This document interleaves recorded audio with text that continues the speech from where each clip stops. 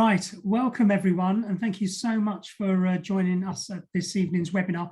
I'm going to do a few introductions first of all. So I'm Jivani, I'm a local GP in Kingston and also a borough chair lead as well in Kingston. On our panel, we've got Nick Kane, who is the Chief Nurse at Hounslow and Richmond Community Health Trust and Kingston Hospital. We've got Judith Foy, who is the Chief Pharmacist at Kingston Hospital. We've got Caris Penfold from Kingston and Richmond's Children's Services. And we've also got Una Dalton, who's going to be joining us any minute now, who's the South West London Programme Lead for the COVID and flu vaccinations. We have received some questions in advance of the meeting, which we'll do our very best to answer, in addition to any questions that turn up during the meeting itself. And we understand that we may run out of time. We've got about an hour. And if we do, we will still answer those questions and put them on the website afterwards. So I just got a little bit of housekeeping before we start. We ask that all attendees are respectful during the meeting. This includes no swearing, being respectful of the previous speakers, no discriminatory or offensive comments or behaviour. And mainly it's going to be done through the chat. Whilst we're confident we won't have to, but should anyone behave in a way that does not abide to this etiquette, the event staff will be asked to exclude those members from the chat, and they will message you to explain why and remind you of the event etiquette as well. The uptake of the COVID vaccination in children aged 12 to 15 in South West London is good, but we know that many of you will have questions because obviously it's a new vaccine. Well, actually, it's not that new now. There's been over 6 billion across the world who have been vaccinated, but a lot of you will have questions that hopefully we'll be able to respond to this evening. Before we get on to the questions, we've got a good few points that we want to share. But before we come to the slideshow, what I'd like to do, I'd like to arrange for you to just take part in a small 10-minute poll, and then we'll try and repeat the poll at the end of the session to gather your views. So if you can just click on the elements on the answers that you feel are reflective of your feelings. So just carry on clicking, and then we'll move on to the next one.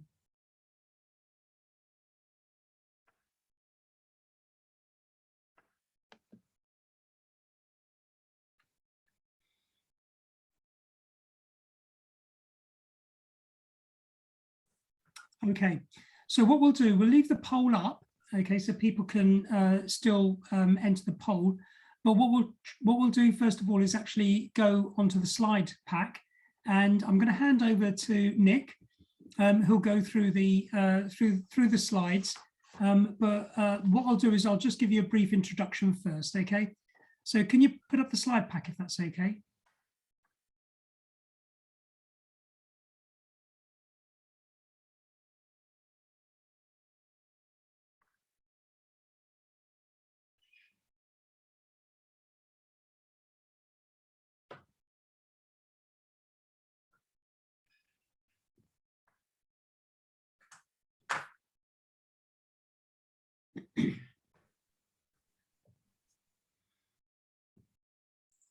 Great. Okay.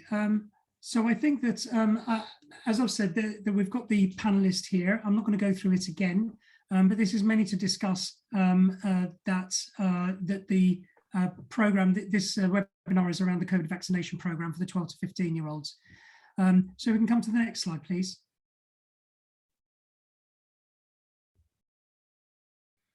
So this is the aim of the session. I think I've gone through that already. So I think I'm going to hand over to Nick now, if that's okay. Yeah,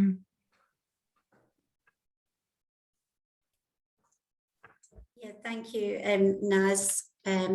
So obviously the aim of vaccinating this group aged between 12 and 15 is to protect them, themselves, their family and their friends. And the vaccination programme is being delivered through the school route primarily, although there are other sites where this group of younger people can have their vaccine. Next slide, please.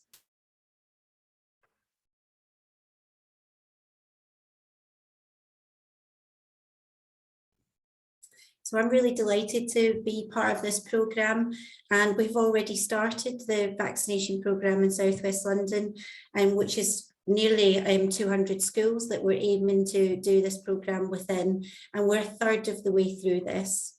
Many of you on this webinar will already have received a letter which is signed by me, encouraging your children or your younger people to have the vaccination. Within that letter, there is an information leaflet, and there was also a phone number and an email address should you have any questions or concerns that you can use. We're asking for parental consent, and there is an online consent form. And what we do urge is that parents complete that form 48 hours in advance of us going into the school, and that enables us to make sure that we take enough of the vaccine when we go into the school, which will enable your younger person to receive the vaccine. In recent weeks, you would have seen over half term that some hubs have been set up across South West London, which provides an alternative for your younger person to be vaccinated. And you can book an appointment there via the national booking system, or you can walk in. I just want to flag, though, that for younger people between 12 and 15, that they can't currently walk into community pharmacists to have their vaccine. So just that as a point of note. Next slide. So I've touched on it a little bit. So we are asking for parental consent for the vaccine. But what we really hope is that you make this decision with your younger person, and that this is a decision that is made unitedly. We do recognise, though, that there may be some younger people who express a wish to be vaccinated without having written parental consent. And if we deem, as experienced school nurses, that the younger person is able to consent, we will do everything possible to contact the parent and get verbal consent and vaccinate your younger person when we're in the school. I'm now going to hand you over to my colleague, Judith, who will take you through the rest of the presentation. Okay, thanks, Nick. So why is it important for us to be vaccinating 12 to 15-year-olds? The more people we vaccinate, the harder it is for COVID-19 to spread. And if people that haven't been vaccinated or can't be vaccinated, or they have a limited response to the vaccine, then the way to protect them is for everybody else to be vaccinated to reduce the spread of COVID-19. Getting vaccinated protects the person who's vaccinated. It also protects family, friends and community. It supports vaccination for people who are who have limited immune system, and it's much safer for your immune system to learn to fight an illness through vaccination than it is from actually catching and then being treated for that illness. And with vaccination, you get a much better vaccination response and immune response, and probably a longer immune response than if you've simply got the illness itself. Research has shown that having the vaccine helps to reduce your risk of getting seriously ill or dying from COVID-19. It reduces your risk of catching and spreading COVID-19, and it protects you against the variants of COVID-19 too. Young people are also at risk of developing long COVID, which many of you will have heard about. So it's important for our children to have this protection through vaccination. If there's a chance, you might still get or spread COVID-19. And so even though we're vaccinating children as we have the rest of the population, we still recommend, and it's important to give you the advice on how to avoid catching and spreading COVID-19. So one of the key questions that you've come on this call tonight to hear is it safe for my under 18s to have COVID-19 vaccine, and what are the side effects? All of the vaccines that are in use in the UK have met strict standards in terms of safety, quality and effectiveness, and that's set out by the Medicines and Healthcare Products Regulatory Agency.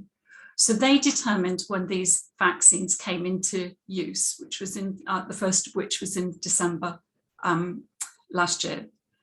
The research and data shown that there are common side effects that children vaccinated might experience. And this would be pain at the injection site, which is quite common to a variety of vaccinations, fever and headache. These reactions are usually mild, they're self-limiting, they're short-lasting, they usually last between 1 and 2 days. And in these circumstances, simple analgesics that you would normally have at home are perfectly acceptable to use after a vaccination.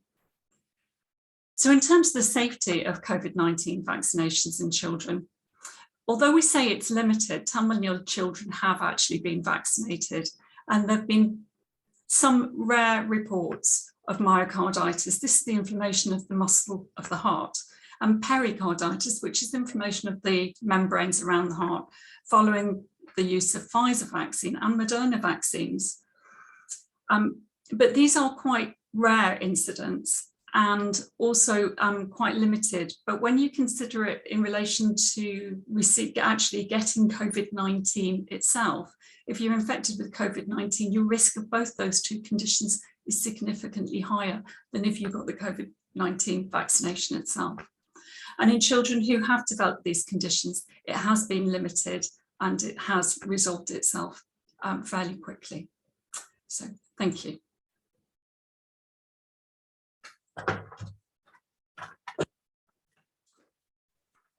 Thank you for the presentation. So if we can take the slides down, I mean, we've got a few questions that have come in through as we've been talking, but also we've been given some questions before the webinar was started as well. So I'd like to do a mix and match, if that's okay. The first question that we've got up here is, my son, 12 years old, and my daughter, who has learning disability, have both just had COVID. Should they still get the vaccine? And what should the gap be between the virus and getting vaccinated? Nick, would you like to answer that? Thanks, Naz. So what the guidance is currently saying is that you need to wait 28 days from when you've had the actual virus itself before we vaccinate. And the main reason for that is obviously to make sure that you are, feeling you've got over the virus itself. So we're waiting 28 days. Okay, thank you, Nick. Thanks. Just a couple of that have come through. One, it may be a silly question from Coeli. They've said it's maybe a silly question, but can they take a bath or shower after the vaccination on the day? And yes, you can. Okay. I'll just go back to the ones that came in before the webinar. One says that there's a question that says, what could be the long-term effects of the vaccine on teenagers, like fertility issues? So I'll take this. Essentially, menstrual changes are likely to be the result of the immune response to the vaccine rather than the specific vaccine component. Most people who report changes to the periods after the vaccination find that they return to normal within 1 or 2 cycles, and there's no evidence that it actually affects fertility. So there are some clinical trials that have been done, and looking at the unintended pregnancies occurring at similar rates in vaccinated and unvaccinated groups. Also, same could be said for assisted reproduction clinics as well. So I think I'll just go to another one that came in. What is the benefit to this group? Judith, can you answer this? So the research has shown that vaccinating in all age groups, including children, that it reduces your risk of becoming seriously ill with COVID-19. It reduces your risk of being admitted to hospital, and it reduces your risk of ending up in ITU. So, it is a very general reduction in risk for severe complications associated with COVID-19. Thank you. We've got another one that's come through on the chat. Many of the children are going through puberty. have there been any issues around the vaccine and changes during puberty, either short or long-term effects? The data that the JCVI look at show that there is no effects on puberty itself, either short-term or long-term, and it is quite safe to give.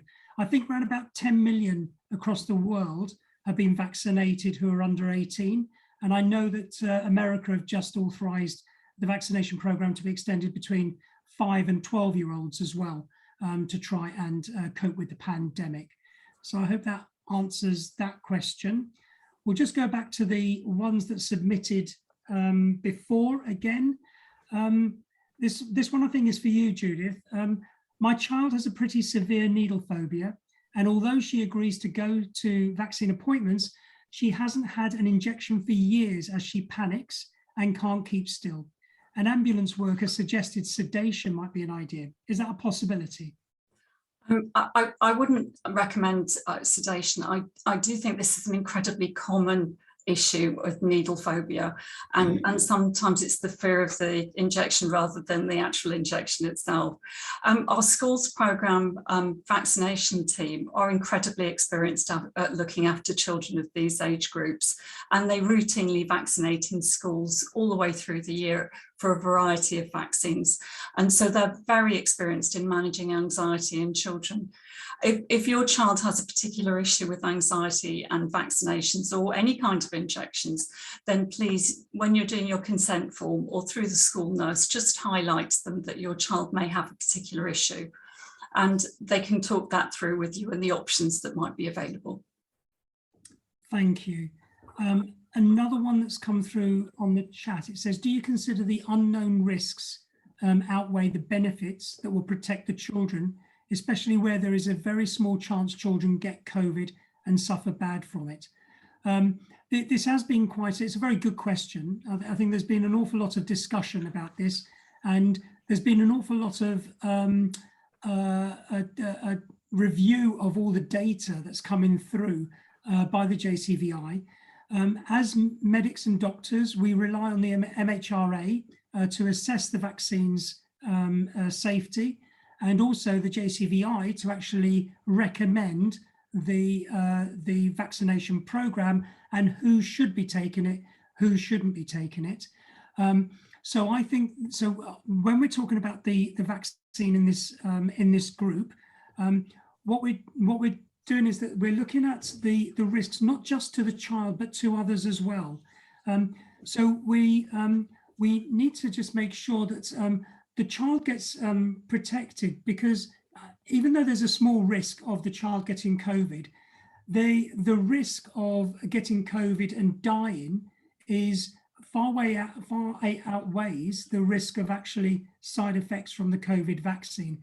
I think in the 10 million that have been vaccinated under the age of 18 so far worldwide, there haven't been any significant serious side effects or deaths from those cohorts, and that's the data that is coming through.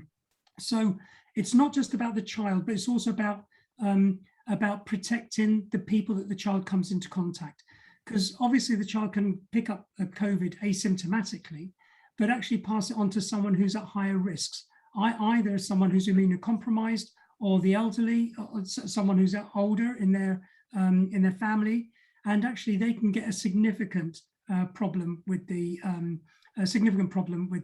infection itself. So I just want to just come to another one. Why would a child need to be vaccinated if they've already had COVID-19? Would they not have natural immunity? So I'm just wondering whether, Nick, would you be able to pick that up? Yeah, or Naz, I might defer to Judith on that one if it's okay. Okay. That's fine, yeah. Okay. So if you had COVID-19, we know that for a period of time after that, you have an increased immunity, you've produced antibodies. But what we don't know is how long those antibodies will last and how long your immunity will last for.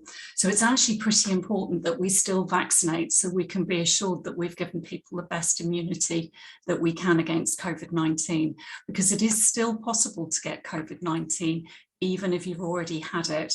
And we have examples of people who've had that. So it's still important to get that immunisation. Great, thank you. Thanks, Judith. Another one here, it says about side effects in general from the COVID vaccine for children. There are some common side effects, and there's some much rarer side effects. So the common side effects can be having a painful, heavy feeling, tenderness in the arm where you've had the injection, and it tends to be worse for the first couple of days after the vaccine. You can feel tired, you can get a headache, you can get general aches or mild flu-like symptoms, and those tend to resolve within about 2 to 3 days. Now, I know there's been an awful lot of talk about myocarditis, and and it's been in the papers as well. The JCVI have looked at all the data. Now, myocarditis is a very rare side effect of the vaccination, and it would usually would symptomatically be very mild in people who get it from the vaccine itself. The common symptoms of myocarditis: shortness of breath when lightly exercising or walking, stabbing pain or tightness in the chest, which may spread across the body, difficulty breathing when resting, sometimes flu-like symptoms such as a high temperature, tiredness, fatigue, palpitations or abnormal heart rhythm. The evidence to date has shown in young people who have had the vaccine, a very small number develop mild, transient form of myocarditis, and it resolves. There is no evidence at this time showing which young people are more likely to have it following the vaccine and which ones aren't.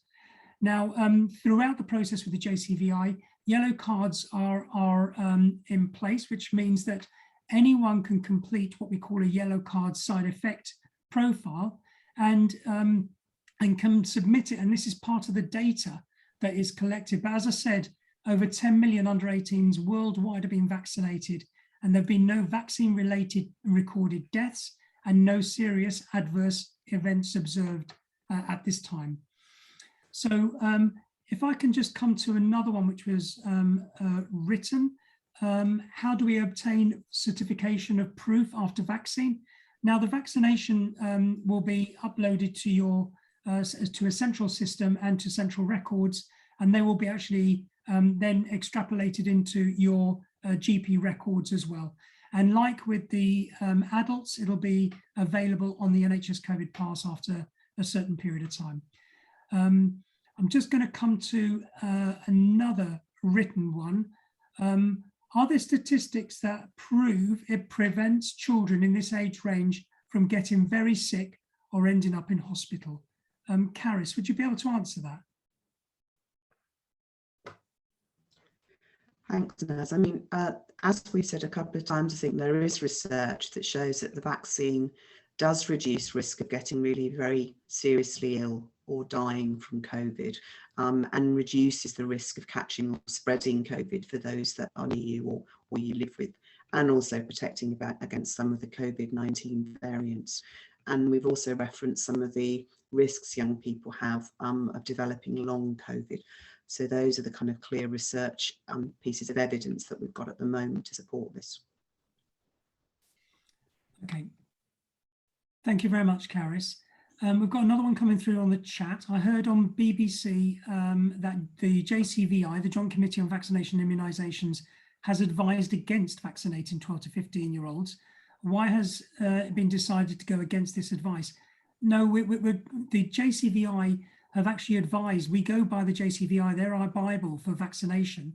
Nick, I don't know whether you want to add anything else onto that. No, that's, well, just to say fully supportive and agree that they are, you know, the body that we refer to in terms of vaccinating, and certainly are pro our vaccination programme and encouraging this age group to be vaccinated. So I think the JCVI did not recommend it right at the beginning because they didn't have the data to be able to support it. But once they've got the data and they can actually review it, they then make a recommendation about the age groups. It was the same during phase 1, 2, 3. They were making certain recommendations. We've got another one come through on the chat. It says, I'm really sorry, but I still can't see the benefits to this group. The risk of hospitalization is only 2 in a million. This is minuscule and a risk I will be prepared to take for my son. Is there any benefit to them getting it, passing it on, or being less symptomatic? I don't know who would like to take that one. Nick? Yeah, I mean, I totally understand that perspective, and I suppose I see it from, you know, a slightly different angle, as we've discussed on this webinar already, in terms of, you know, protecting even friends, family, and the community from, you know, being more seriously ill with the virus themselves. And it's that coming together and trying to reduce the spread of COVID-19. And the more people who have the vaccination, the more benefit that has to the whole population. And I think it was Naz who touched on it before. I mean, many in this age group either maybe have friends that have got a vulnerability which make them more at risk, or live with a family member who's more susceptible, or in a community. So I think this enables us to do everything we possibly can. Thank you. Thanks, Nick. And one other thing that has been picked up on worldwide is, and also in the UK, is the number of school closures, the number of school days lost for the children, but also the teachers that have been affected by the COVID infections as well. And so what you're doing, you're protecting the not just the children, but everyone that the children comes into contact with as well. So I'll just go back to the ones that were submitted before.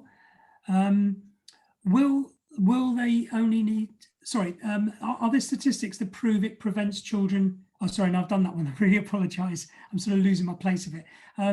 Will they only need one jab? And will they need to have a booster? My son is not 12 until April 2022, but is in year 7 at secondary school. Will he qualify for the COVID vaccination then, and will it be available then? Nick, would you like to answer that one? Thank you, Naz. So the current guidance is to offer one vaccination to the 12 to 15-year-old cohort, unless they have a vulnerability, which means that they would get a second dose. So at the moment, the priority is ensuring that this age group get at least one dose. And I definitely would think we would still be vaccinating in April. So I would say then that your son would be eligible to have the vaccine. And we may even see the guidance change further in the UK around the 5 to 11-year-olds before that time as well. So I do believe the vaccine would be available. Thank you, Nick. So we've got another one from the chat. Also, my son has an egg allergy. He carries an EpiPen. Is it okay for him to have the vaccine? Judith, do you want to answer that? Yeah, in all likelihood, yes. The vaccination team will assess anybody who's got an allergy, and indeed it's one of the key questions that they ask, both in consent and to the individual when they're getting vaccinated. So if we've got any doubts whatsoever that somebody should be vaccinated, we'll delay them till we've got a more detailed allergy history. But the majority of people are actually vaccinated on the day, and there's a very limited range of allergies that mean we won't vaccinate them on that day.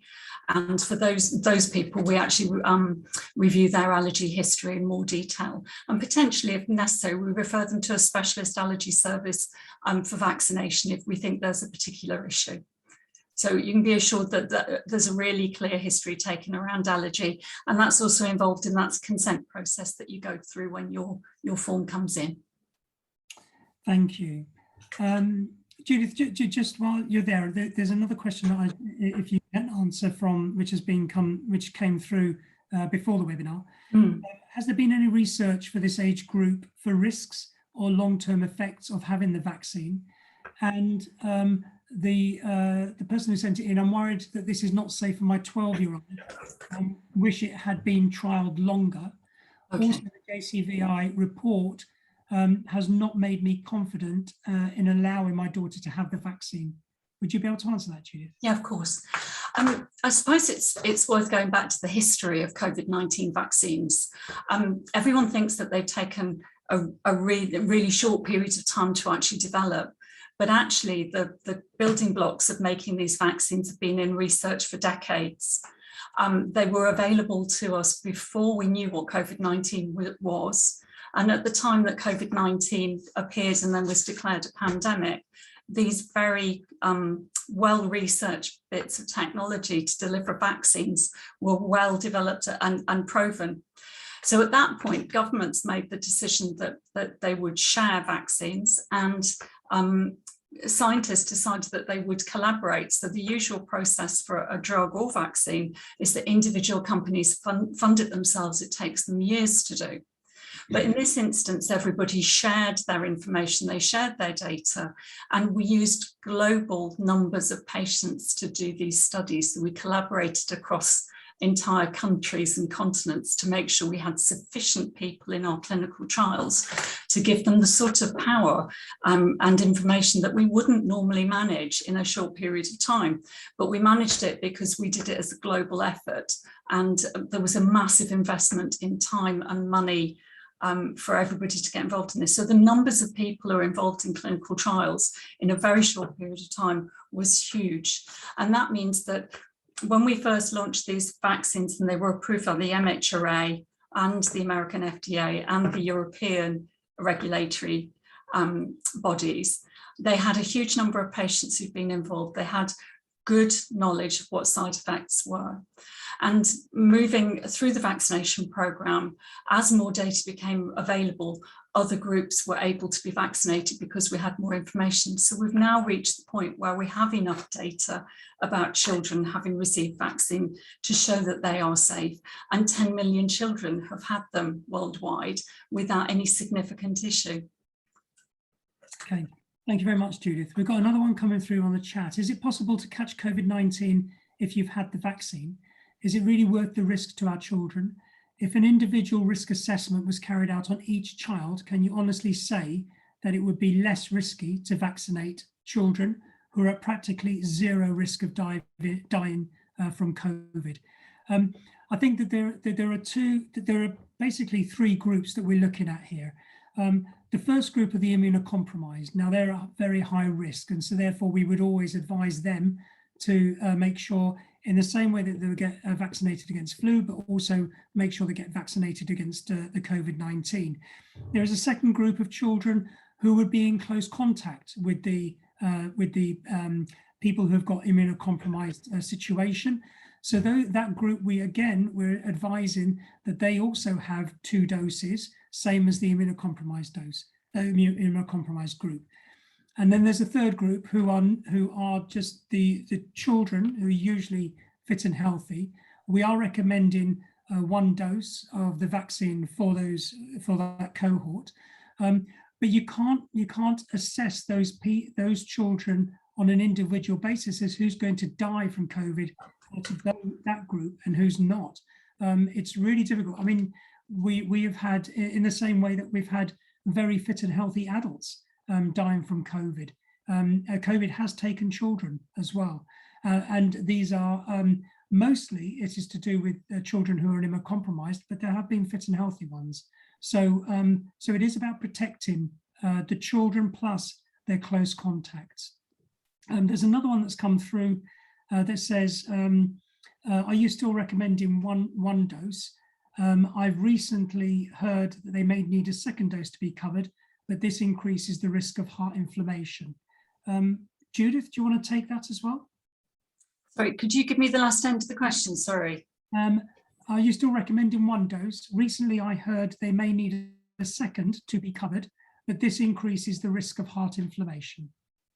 Yeah, at the moment, we're recommending 1 dose. That's based on the JCVI recommendation, and until they make another recommendation and we've got more data, we would, for the lower risk groups of children, we would stick with 1 dose. Obviously, with children who are immunocompromised or have other health needs, we will be continuing with 2 doses for those, and that's in line with the recommendations.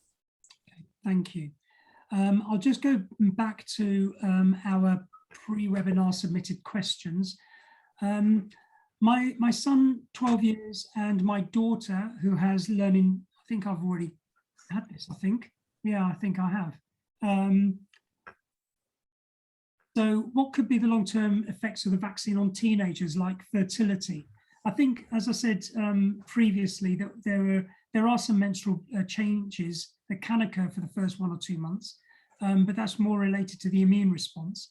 But there are, in the clinical trials at the moment, there's no view that there is any problem with fertility at all.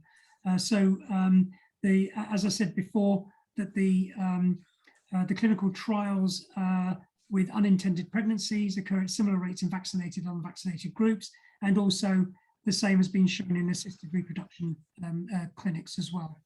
I think I've got a few duplications here, so I do apologise about this. So if I can just come back to the questions from the chat. My 13-year-old son has had COVID last month. Should I not wait a few months, as he would have built up some immunity? Nick, would you be able to answer that? Thank you. So we are recommending that this age group do get vaccinated 28 days, so kind of 1 month after they've had the COVID virus, if they've had it. But I do understand that there may be some immunity, but we definitely are recommending the 28 days as the timescale to wait. Thank you, Nick. Another one that's come through on the chat. I've had a side effect to the vaccine which relates to my heart. I'm therefore reluctant to get my child vaccinated. How can you convince me otherwise? Judith, would you be able to answer that? Or do we need to take that one away? If it's a personal, you know, if it's an individual issue, then I think we probably want to deal with that for that person. But in general, for children, it is a safe vaccine, and the risks to children who are infected with COVID-19 in terms of heart issues are significantly higher than the vaccine, and that's where the vaccination committee come in, where they balance that risk for us and try to explain that risk in terms of your risk if you get COVID-19 and your risk if you get vaccinated. And in all of the studies, being vaccinated is safer than getting COVID-19. Thank you. Thanks, Judith. There's another one that's come through on the chat. Is there a full risk assessment for this age group available yet? So I think I've answered that in the previous questions around the immunocompromised contacts, but there aren't specific risk assessments for the children who are fit and well. If I can come to another one, isn't it possible to still pass on the COVID-19 virus even if you are vaccinated? Nick, would you be able to deal with that? Yes, so we know even if you're vaccinated, you can still contract COVID. It's the severity of the COVID that the vaccination helps with, but also it does reduce some of the transmission. But yes, definitely you can still transmit it, but it is less, and the severity also tends to be less. I think in quite a bit of the data, when we're looking at some of the adult data, and I know this is adults, that even though this third wave, the numbers are really quite high, the actual admissions and the ICU, admissions to ICU and the ventilated patients who have been vaccinated are much, much lower compared to the second wave when we had only just started the vaccination program. I think as a supplement, sorry, is someone going to, Judith, did you want to come in? No. Okay. As a supplement, I think I think this is linked to a previous answer. Sorry, I meant to say that that should I not wait to get him vaccinated, as he must have built up some immunity that should last a few months at the very least. Now, we do know that there is some immunity. We're not sure how long it lasts on the individual basis. We think probably around about 6 months, but as regards having COVID-19 and utilising that as your immunity, we are recommending that you have the vaccine after 28 days. So we wouldn't advise to wait longer, just because there may well be the possibility of immunity there. There's another one here that says, have you taken, children take a large number of vaccinations in their early years, MMR, BCG, etc. Are children's immunity system not protected by these vaccines with COVID-19?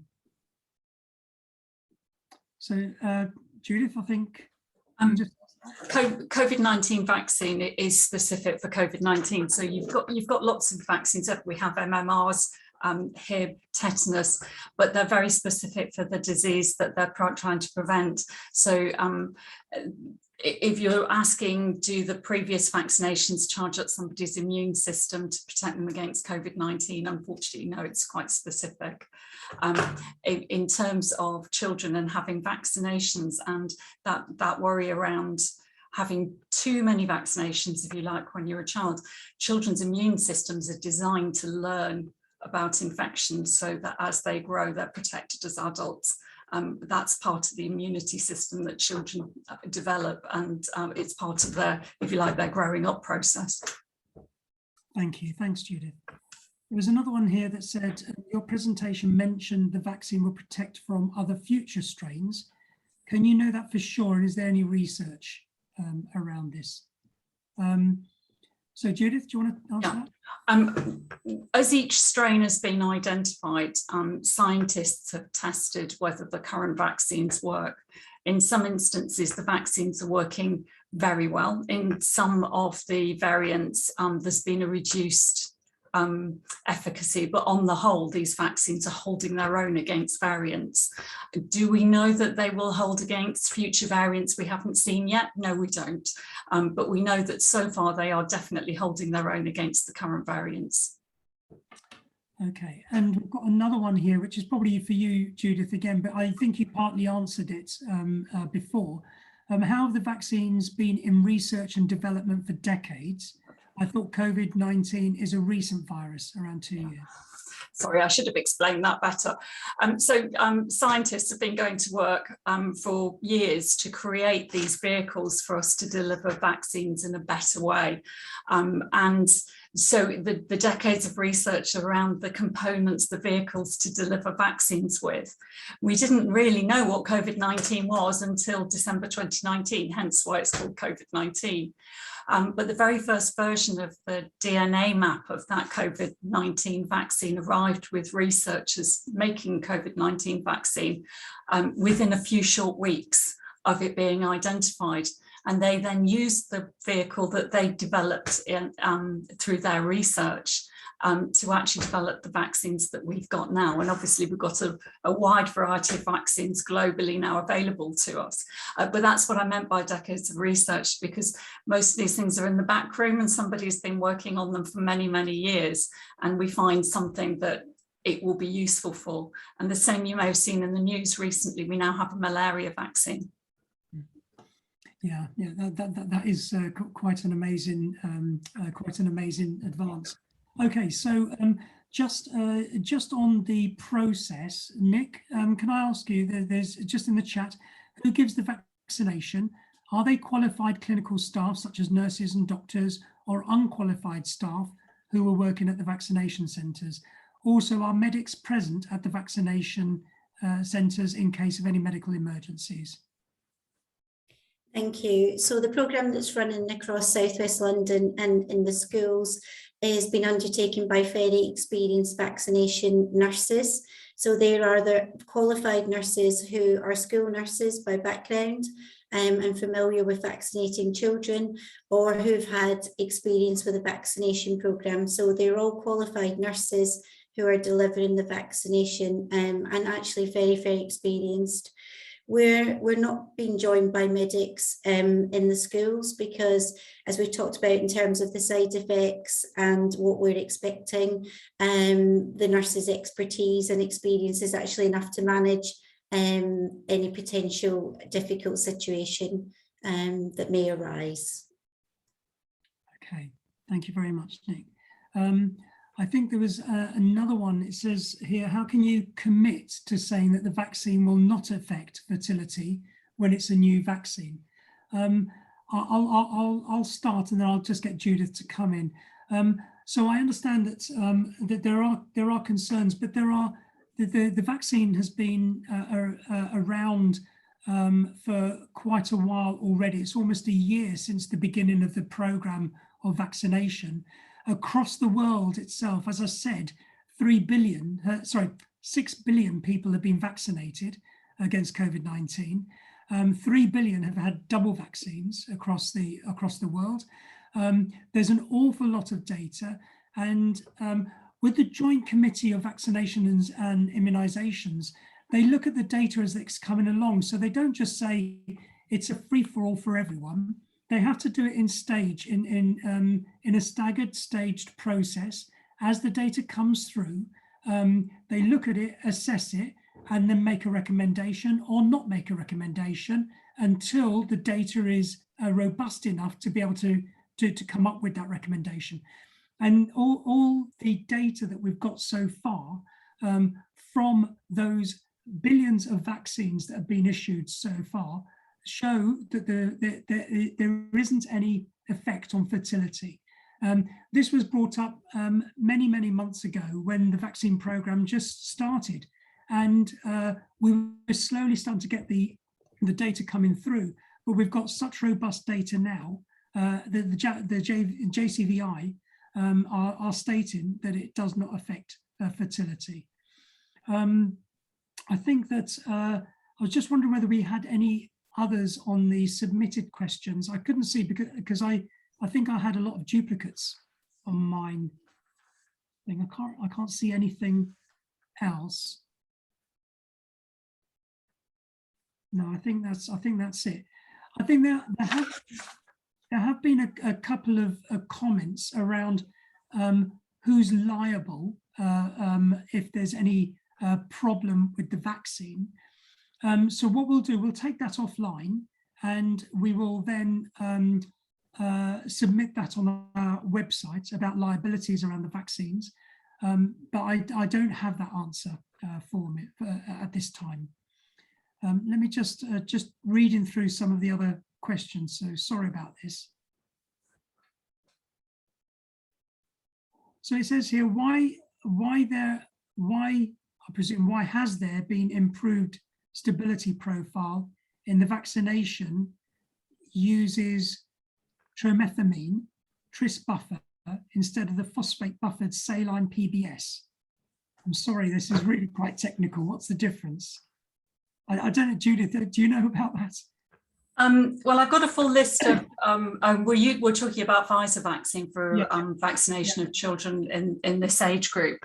And I've got a full list of the excipients, the other ingredients apart from the vaccine. I'm not recognising that at all. So I do have a full list of the ingredients, and from what you said, I'm sorry, I can't see the whole chat. So I'm just having a look back to see if I can see it. Yeah, it's a bit difficult because I think it's I think the comments are a bit broken, but we'll take this offline and just clarify. Yeah. But as far as I'm aware, I've not heard of those elements within the vaccine itself. No. I think there was another one that says, is there anything that suggests this might become a vaccination that is required on an annual basis like the flu vaccine? Nick, would you be able to answer that, or Judith? Well, we're deferring to each other on this one, I think. I don't mind starting off, but I don't want to hog the conversation. So the flu vaccine is developed on an annual basis because of the different strains that come out every year. And so the flu virus vaccine is actually tailored for the predicted flu virus that's going to be coming out that year. Now, the COVID-19 vaccine may well need to be on that sort of basis, but we don't know yet. We just haven't got the data to say this will have to be done every 6 months or every year. We do know it may well be that COVID-19 is around with us for another 1, 2, 3 years, but we just don't know until we see the data coming through.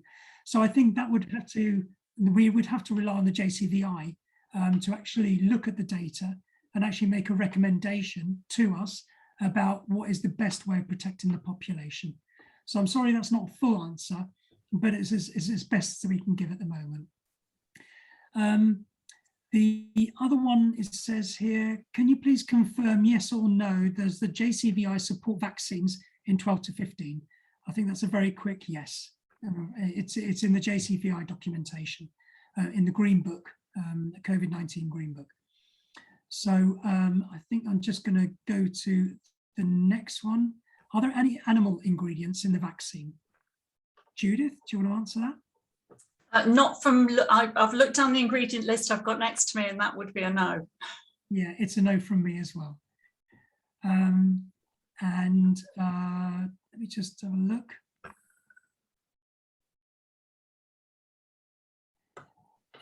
It says, I pre-submitted a question regarding access arrangements for autistic children who are home educated and may require quite an individual approach to managing the vaccine process. Ideally, my son would need a drive-through appointment, as getting him to any medical facility is horrendous. How accessible can we be?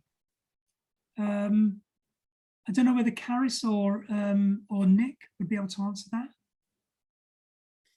Yeah, I mean, just to say that this is definitely something we're exploring at the moment, because we recognise how important it is to get this group of younger people vaccinated too, in terms of the drive-through model, but also there's some slight challenges around how we move the Pfizer vaccine, which means vaccinating at home is currently quite difficult. But that doesn't mean that we're not trying to find a solution to that. So we're working very closely with our CCG colleagues to try and work a strategy to get the vaccine to those who are homeschooled or challenges mean that they have to be at home. Thank you, Nick. Thank you.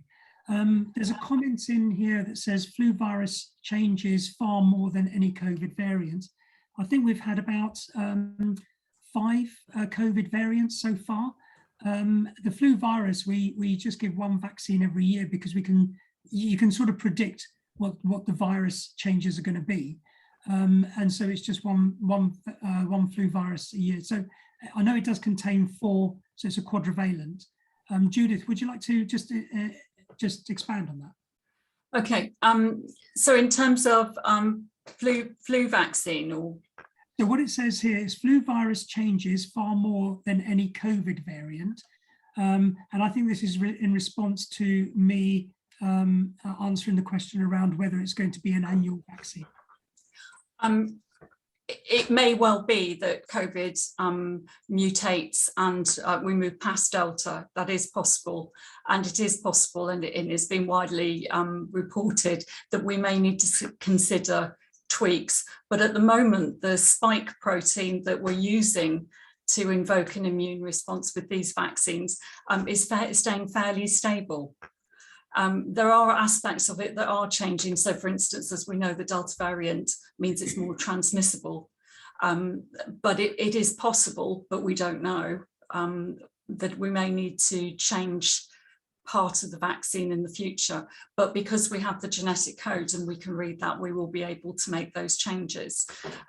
Whether COVID vaccine ends up in the flu vaccine, that's been seen in previous variants where we've had like H1N1. When that one came out too, that became part of our standard, if you like, kit for winter. Thank you. Thanks, Judith. I think there was another one that says here in the chat, if the vaccine is safe to have in this age group, why are they only given one vaccine? Also, would one vaccine give sufficient immunity? So I'll start this. The JCVI recommendations at this time are for one vaccine in fit and healthy children, 2 vaccines in those in contact with or have immunocompromised situation. They will obviously be continuing to review this to see whether a second vaccine does need to be given and at what sort of interval. But Judith, I don't know whether there's anything else you want to add on that. No, we are very reliant on the JCVI. They have the full data set as to when to recommend extending. Obviously, you get a really good response from that first vaccination, and the second poll's just come on, and the second dose that adults are having to get the increased immunity, but children are developing a good immune response with that first dose. And so it seems reasonable to give them that first dose, to give them that level of protection, and that will support in terms of things like disruption to schools and making sure our children get their education. Okay, thank you, Judith. I'm conscious of time. I think we've got the poll has just come up for the second poll. So if people can just spend the next couple of minutes just answering the second poll. I'm really sorry about any questions that we haven't answered, but we will take them offline and we will answer them on our website after the session has finished. So can you answer the second poll if that's okay?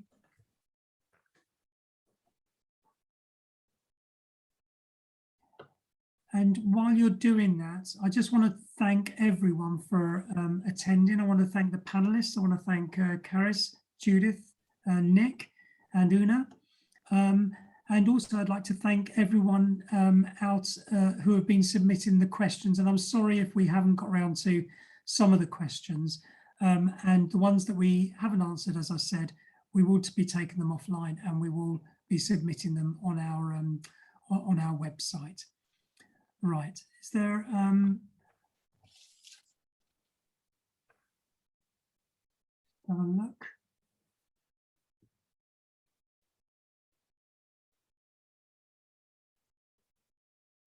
Okay, so conscious of time, is there anything else that we need to go through here? No? Okay, as I said, we'll be answering the rest of the questions offline and then we'll be submitting them on the website. Thank you very much for people who are attending tonight, taking their time out of their busy schedules, and thank you very much for the panel members tonight. So I hope you have a safe evening and thank you. Good night. Thanks, everyone.